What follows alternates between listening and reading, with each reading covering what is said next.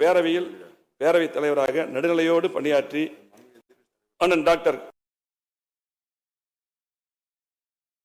காளிமுத்து, அண்ணன் நம்முடைய ஜெயக்குமார், அதே போல மாண்புமிகு ப. தனபால் ஆகியோர் வரிசையில் நீங்கள் இடம்பெற வேண்டும். அதே போல இந்த அவையின் மரபும் மாட்சியும் மதிப்பும் காக்கப்பட வேண்டும். நீங்கள் நடுநிலையா நழுவா நாயகராக விளங்க வேண்டும் என்று கூறி இந்த அவையை தாங்கள் சிறப்புற வழிநடத்த வேண்டும். அதே போல பேரவை துணைத் தலைவராக தேர்ந்தெடுக்கக்கூடிய துறையூர் தொகுதி சட்டமன்ற உறுப்பினர் திரு மு.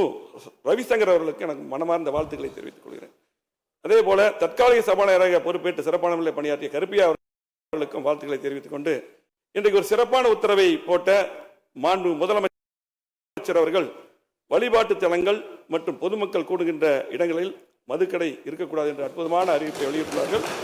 அவர்களுக்கும் எனது மனமார்ந்த வாழ்த்துக்களையும் நன்றியும் கூறி விடைபெறுகிறேன். நன்றி, வணக்கம்.